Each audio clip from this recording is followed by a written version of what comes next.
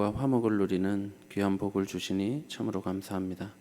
하나님 또한 우리가 믿음을 가지고 살아가면서 바른 복음을 듣고 또 이 믿음을 이렇게 자라게 하시니 주님 참으로 감사합니다. 오늘 하루도 이 바른 복음을 듣고 주 안에서 자라가는 우리 모두가 되게 하여 주옵소서.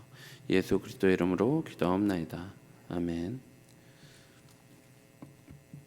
찬송가 425장입니다. 찬송가 425장입니다.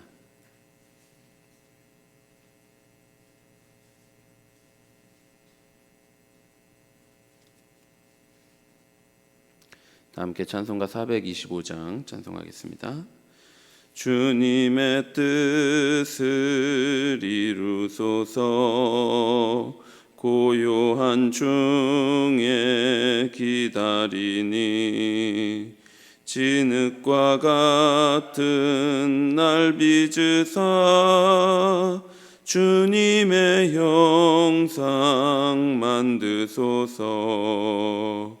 주님의 뜻을 이루소서.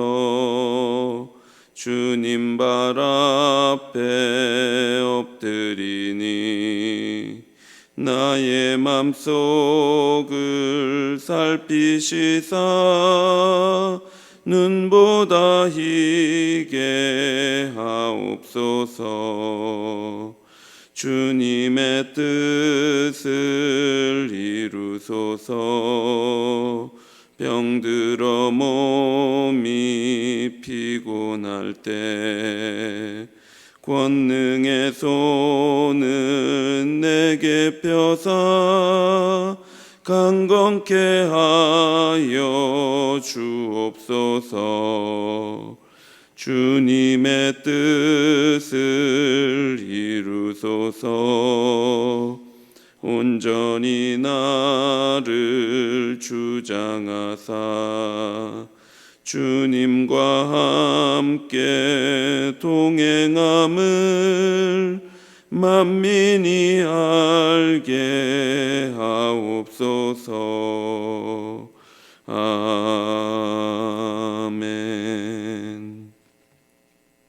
성경 말씀 디모데전서 1장 1절부터 11절까지입니다.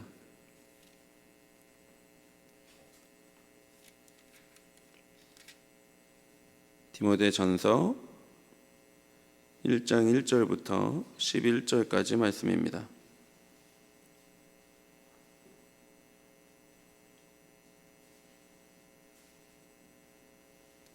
디모데전서 1장 1절부터 11절까지 한 절씩 교독하겠습니다. 우리 구주 하나님과 우리의 소망이신 그리스도 예수의 명령을 따라 그리스도 예수의 사도된 바울은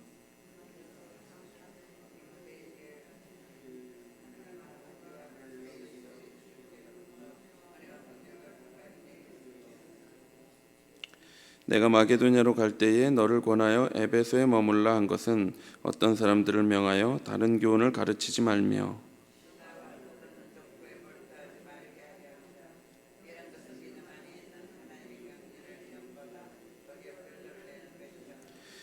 이 교훈의 목적은 청결한 마음과 선한 양심과 거짓 없는 믿음에서 나오는 사랑이거늘 율법의 선생이 되려 하나 자기가 말하는 것이나 자기가 확증하는 것도 깨닫지 못하는도다.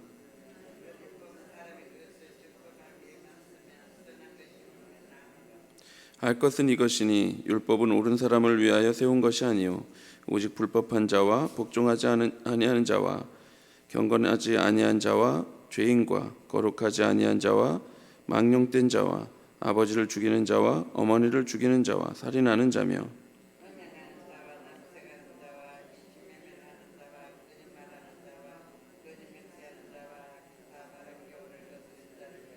함께 읽겠습니다. 이 교훈은 내게 맡기신 바 복되신 하나님의 영광의 복음을 따름이니라. 아멘. 사도행전에 보면 바울은 1차, 2차, 3차 전도행을 마치고 예루살렘에 갔다가 여러 번의 재판을 받게 됩니다. 그리고 가이사에게 상소를 하고 나서 로마에 압송되게 되죠. 그래서 가택연금 상태로 로마에 감금되게 되는데요. 바울은 로마에 감금되어 있다가 풀려나와서 순교할 때까지 계속해서 선교를 이어갑니다. 이 기간을 소위 4차 전도여행이다 이렇게 부릅니다. 바울은 4차 전도여행 중에 목회서신이라고 불리는 3편의 편지를 쓰게 되는데요. 그것이 바로 디모데전서, 디모데후서, 디도서입니다. 디모데전서를 보면 에베소에 문제가 발생했음을 우리가 알 수 있습니다. 그러나 바울은 마게도냐로 가야 하는 상황이 있었습니다. 그래서 자신은 마게도냐로 가고 그 대신에 에베소에는 디모데를 머물게 했습니다. 에베소에 문제가 있었기 때문에 바울은 조금이라도 빨리 마게도냐를 거쳐 에베소에 가려고 했지만 그럴 수 있는 상황이 아니었습니다. 그래서 디모데에게 편지를 써서 그가 해야 할 일에 대해서 말해주고 있습니다. 이 편지가 바로 디모데 전서입니다. 에베소 교회의 어려운 상황은 거짓 교사들이 다른 교훈을 가르친다는 것이었습니다. 이들은 성도들을 미혹하는 자들이었는데 그 세력이 좀처럼 약해지지 않았습니다. 그래서 이들로 인한 피해도 속출하고 있었죠. 따라서 바울은 디모데에게 바른 교훈에 대한 가르침을 강조해서 편지하고 있습니다.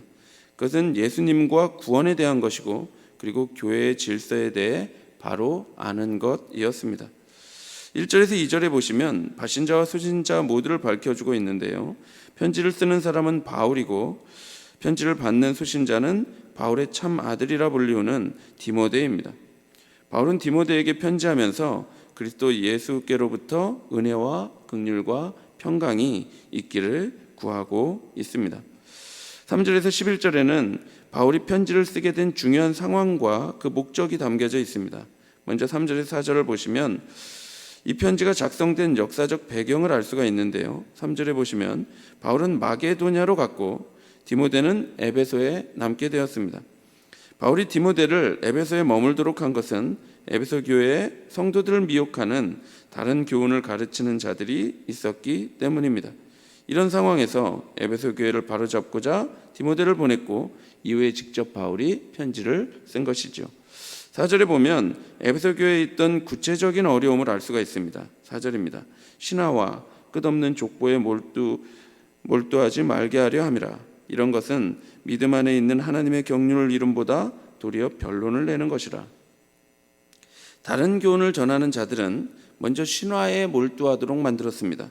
신화는 헬라 세계에서 살던 유대인들의 생각을 지배하던 그런 당시 지배적인 문화였습니다. 이 헬라의 신화들은 육체적인 사랑과 질투 그리고 강한 자의 그 지배하는 이야기들로 가득 차 있습니다. 또한 다른 교훈을 전하는 자는 끝없는 족보에 몰두하게 만들었습니다.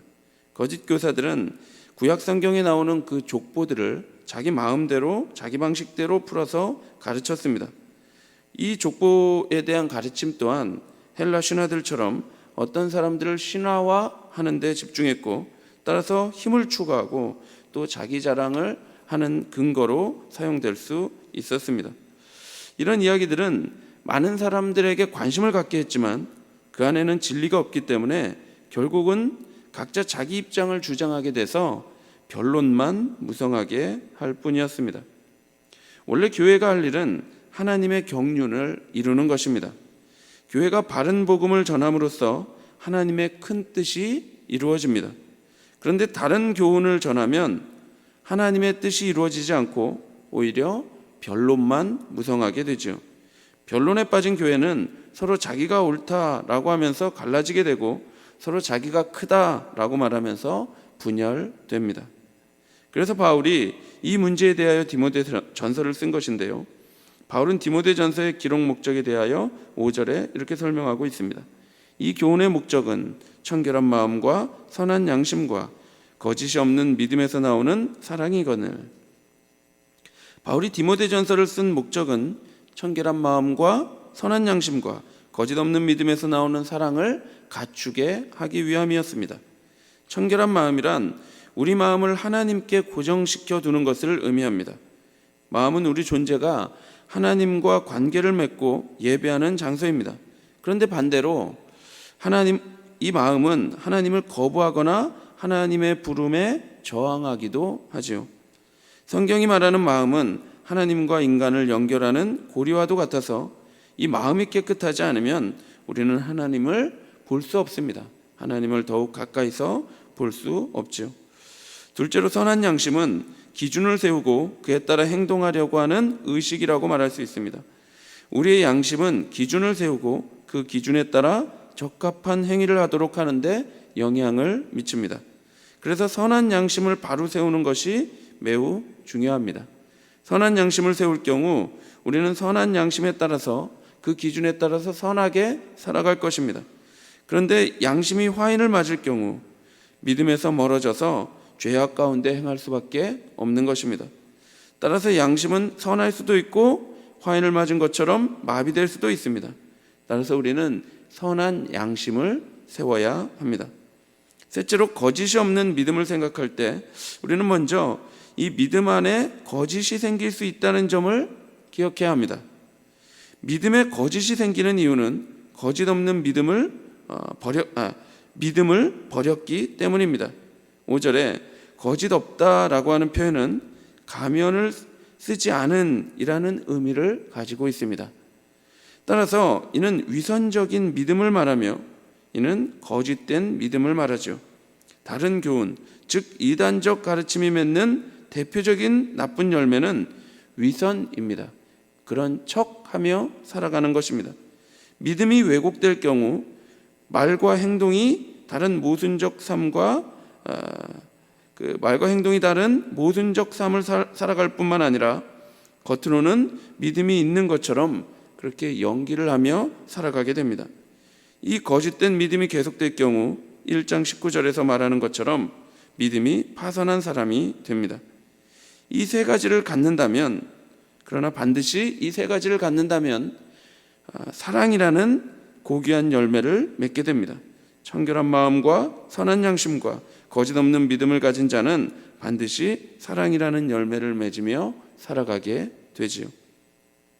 그렇다면 교회가 하나님만을 바라보는 청결한 마음을 잃어버리고 또한 선한 양심을 갖지 못하며 거짓 없는 믿음을 세우지 못하는 까닭은 무엇입니까? 디모데전서의 목적이 이를 세우는 것이라면 세우지 못하는 이유도 또한 똑같겠지요. 이런 거짓 없는 믿음이 무너지는 이유 또한 똑같을 것입니다. 그것은 다른 교훈을 믿기 때문입니다. 다른 교훈은 예수 그리스도의 십자가 사역을 믿음으로 우리가 의롭게 된다는 이 복음을 거부하도록 만듭니다. 그리고 자기 자신의 공로와 자기 자신의 잘남으로 어떤 자격을 자꾸 획득하려고 노력합니다. 그러니 하나님만을 바라보기보다는 자신의 능력을 바라보고 의지하게 됩니다. 그리고 선한 양심이 아닌 잘못된 기준을 세우게 되죠. 율법을 지켜 행하는 척하며 살아가는 바리새인처럼 되는 것입니다. 거짓된 믿음을 가지고 살아가게 되는 것이죠. 반대로 바른 교훈, 즉 복음의 열매는 청결한 마음과 착한 양심과 거짓 없는 믿음에서 비롯된 사랑을 갖게 되는 것입니다. 그렇다면 다른 교훈의 열매는 무엇입니까? 6절과 7절입니다. 사람들이 이에서 벗어나 헛된 말에 빠져 율법의 선생이 되려 하나 자기가 말하는 것이나 자기가 확증하는 것도 깨닫지 못하는도다. 다른 교훈에 사로잡힌 사람들은 헛된 말에 빠집니다. 그래서 스스로 율법 선생이 되려 하지만 사실은 자기가 하는 말이나 가르치는 것도 자기가 깨닫지 못합니다. 율법의 선생은 믿음이 아닌 율법으로 회개하고자 주장했던 사람들입니다. 그런데 이들이 주장하는 율법은 오히려 분쟁만 일으킬 뿐이죠. 왜냐하면 그 율법 조항들에는 바리새인들이 그러했듯이 사람을 살리려는 조항이 아니라 정죄하고 죽이려는 조항이 되었기 때문입니다. 율법의 원래의 용도는 따로 있습니다. 8절에서 10절입니다. 그러나 율법은 사람이 그것을 적법하게만 쓰면 선한 것임을 우리는 아노라. 알 것은 이것이니 율법은 옳은 사람을 위하여 세운 것이 아니요 오직 불법한 자와 복종하지 아니하는 자와 경건하지 아니한 자와 죄인과 거룩하지 아니한 자와 망령된 자와 아버지를 죽이는 자와 어머니를 죽이는 자와 살인하는 자며 음행하는 자와 남색하는 자와 인신매매를 하는 자와 거짓말하는 자와 거짓 맹세하는 자와 기타 다른 교훈을 거스르는 자를 위함이니. 바울이 말하는 율법 선생, 즉 거짓 교훈을 가르치는 자들은 성도들의 신앙을 미혹하는 거짓 교사가 맞습니다. 그러나 율법 자체가 잘못된 것은 아닙니다. 오히려 율법은 적법하게만 쓰면 선한 것이라고 말씀합니다. 율법은 죄가 많은 우리가 우리 자신의 비참함을 볼 수 있는 창입니다. 그래서 우리는 율법을 통해서 우리가 얼마나 죄된 인간인지 비참한 존재인지를 깨닫게 됩니다. 그래서 이 죄악에 따라서 심판받아 마땅한 죄인임을 율법은 우리에게 가르쳐 주죠. 그러므로 율법은 우리를 그리스도께로 인도하는 몽학 선생의 역할을 하지요. 따라서 율법은 거룩하고 의로우며 선합니다. 따라서 율법은 스스로 옳다 하는 자에게는 아무런 필요가 없게 됩니다. 다만 율법은 우리의 죄를 깨닫게 해주며 그로 인해 얼마나 비참한 존재가 되었는지를 보여주지요. 그래서 9절과 10절에 나열되고 있는 이 악행자들의 악행이 매우 심각한 상태임을 우리는 알 수 있는 것입니다. 이는 이런 심각한 악인에게만 율법이 필요하다 이런 의미가 아니라 율법은 우리의 죄가 이토록 심하고 부패해 있음을 가르쳐 준다는 것을 말씀하고 있는 것입니다. 이처럼 우리가 큰 죄인이라는 것을 깨닫게 하는 용도라는 것을 말씀하는 것이죠. 바울은 에베소 교회에 있는 거짓 교사들에 대하여 다른 교훈을 가르치는 자들이라고 말합니다. 그리고 그들의 가르침은 헬라 신화와 구약의 족보를 자의적으로 해석된 이야기들이라고 말합니다. 그 결과는 헛된 말에 빠져 스스로 율법의 선생이 되려 한다는 것입니다. 그렇지만 사실은 자기가 무슨 말을 하는지도 깨닫지 못하지요. 스스로 율법 교사라고 칭하지만 실제로는 율법의 역할에 대해서도 알지 못한 채 성도들을 다른 길로 인도하는 자들입니다. 우리는 이를 통해서 바른 교훈이 얼마나 소중한가 하는 것을 배울 수 있습니다.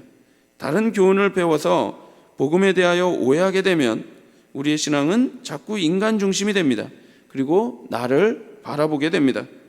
그러면 잠시 열심이 생기고 어쩌면 동기가 부여되는 것처럼 느낄지도 모르지만 결국은 자기 자신의 더러운 죄악을 가리려고 더욱 율법 조항을 지키려 발버둥을 칠 뿐입니다. 그곳에는 안식이 없습니다.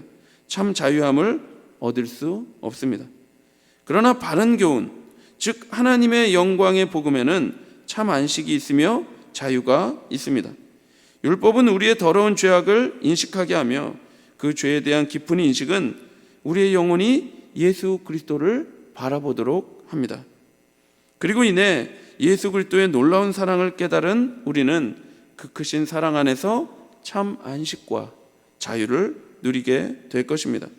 우리 모두가 이 복음 안에서 참 자유와 안식을 얻어 충만한 하루를 살아가게 되기를 바랍니다.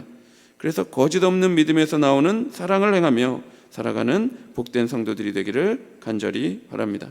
기도하겠습니다. 하나님 아버지, 우리에게 바른 복음을 주셔서 오직 예수 그리스도를 믿음으로 우리가 그 사랑 안에서 참 안식과 평강을 누리며 살아가게 해주시니 참으로 감사합니다. 하나님, 우리가 이 자유를 받은 것은 우리 마음대로 살아가고자 함이 아니라 오히려 사랑을 행함으로 많은 자들에게 이 안식과 평화를 선물하기 위함입니다. 하나님, 오늘 하루도 우리가 받은 이 평안, 우리가 받은 이 자유를 사랑을 행함으로 많은 이들에게 전달하는 삶 살아갈 수 있도록 인도하여 주옵소서. 예수 그리스도의 이름으로 기도하옵나이다. 아멘. 하늘에 계신 우리 아버지여, 이름이 거룩하게 나라의 마옵시며 뜻이 하늘에서 이룬 것 같이 또 이루어지이다. 오늘날 우리에게 일용할 양식을 주옵시고 우리가 우리에게 죄진 자를 사하여 준 것 같이 우리 죄를 사하여 주옵시고 우리를 시험에 들게 하지 마옵시고 여기서 구하옵소서. 대개 나라와 영광이 아버지께 영원히 있사옵나이다. 아멘. 하나님의 영광의 복음이 우리의 삶에 참 자유와 쉼을 주시기를 기도하시고, 그래서 그 믿음에서 나오는 사랑을 행하며 살기를 기도해 주십시오. 고난 중에 있는 성도들을 위해 특별히 고 강영태 집사님 장례를 잘 마치도록 유가족들을 위로해 주시기를 기도해 주시고, 새 교회당 건축을 위해서 기도해 주시고 개인적으로 기도하시기 바랍니다.